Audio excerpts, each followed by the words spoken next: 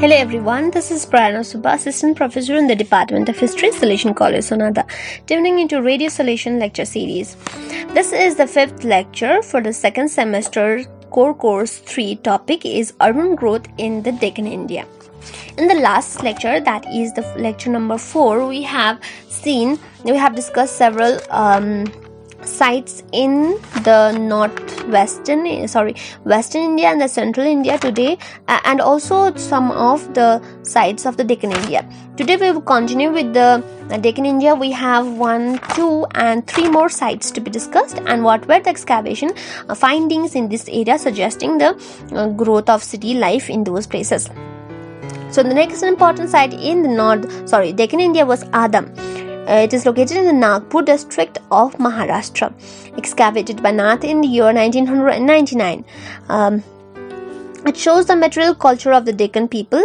The hoards of Roman coins were found, fortified settlement, and a mud stupa was found in the year 1988 to 92. Excavation has revealed 5-fold cultural sequences in this place, ranging from Mesolithic phase to 300 CE, 3rd century CE.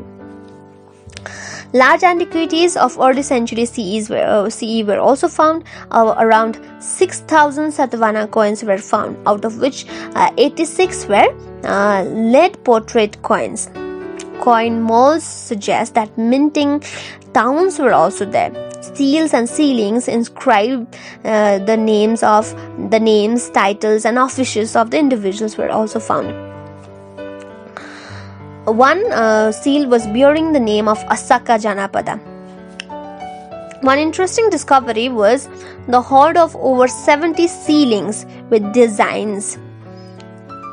It was stuck on the floor of a house. It was surrounded by an ash deposit.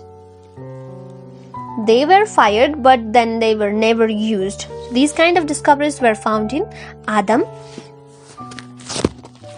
Other than that, we have also found terracotta objects of human and animal figures, votive tanks, spindles, wheels, skin rubbers, handmade or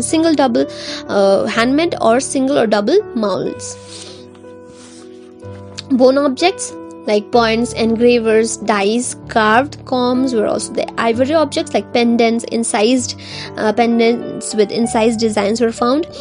Beads were found of thousands of variety. They were found of clay, glass, stone, fines, metals as well.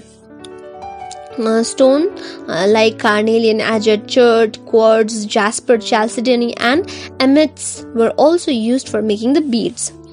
Discovery of bead polisher was also there. Beads of different designs and at different stages of preparation suggest that bead making was an important craft of the time. In metal artifacts, we have found iron, copper, silver, and lead. Iron spearheads, arrowheads, swords, dagger, hoe, plowshares, axes, sickle, knife, nail, rings were found. Gold beads were also found, and pendants, stone molds of the gold meats were also found. Cubical stone weights, querns, mullers, a sculpted fragment of human face, all these things were found. There was rich range and quantity of artifacts found at Adam. These were the striking features of this place, that is Adamgarh.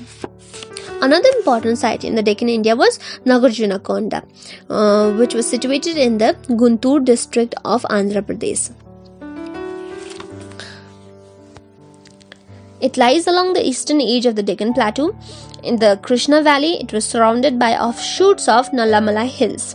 It was once the capital of Isvaku dynasty on Peddakundelagutta Hills. There we have found remains of fortified citadel.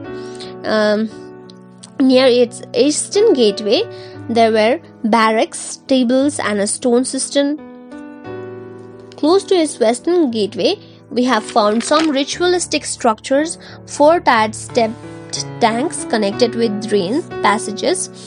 There were also discovery of bones like horses and those of goats outside the tank. It was leveled as Ashwamedha tank. Towards the south, there was two-tiered tank which was in tortoise shape. Towards the east of the citadel, there was residential areas with streets, lanes, houses. Houses were made of bricks, and there were large storage jars arranged in the rows in the houses. There were workshop of goldsmith, terracotta crucibles were found, a touchstone along with mold for design of ornament. A stadium complex was also there. The stairs were leading towards it. A pavilion was also there towards the west. Also, remains of a canal was there. Cremation ground was there. A stepped cart. Several temples of about 18 were found there. One was dedicated to the god Kartikeya, and various other Buddhist stupas were found. Shrines and monasteries were scattered all over the site. Another important site is Amravati, that is also there in the Guntur district of Andhra Pradesh. Its ancient name is Dhanya Kotaka. It was an important town in the Deccan. It was the capital of the later Satavahanas. It is mentioned in many of the inscriptions. There we see 6 occupational phases from 2nd century BCE to 2nd or 3rd century CE. A large number of Buddhist establishments were located here. The origin of monastic establishment might be from the Mauryan period only. Citadel was surrounded by a massive mud fortification.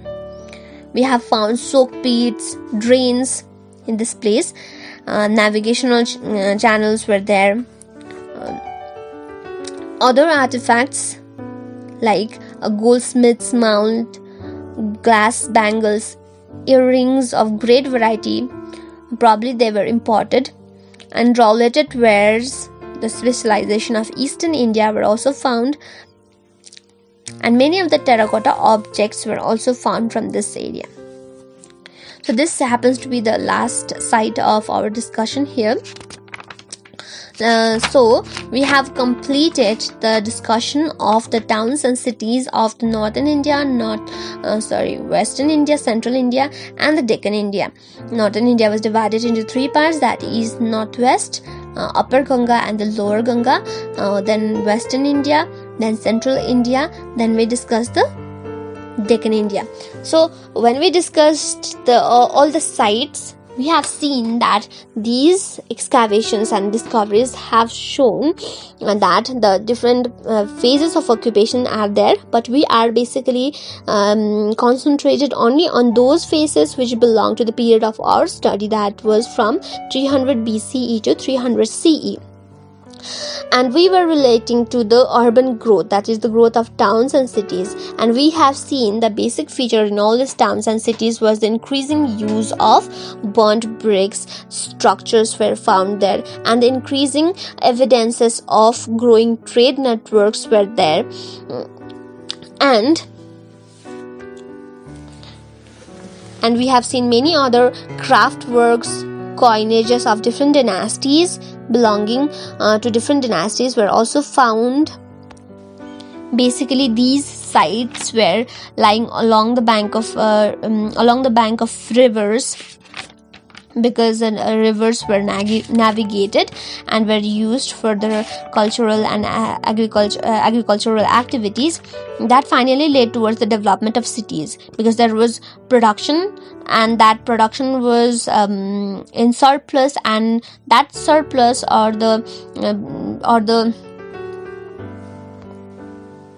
overproduction led towards the exchange of commodities, and that exchange of commodity led towards the formation of the market, and that is how the cities and the towns, along with that many crafts and industries, grew along, and then they became the major center of trade, and those centers were linked with the other centers from near and far apart, therefore giving rise to the growth of urbanization in the period of our study.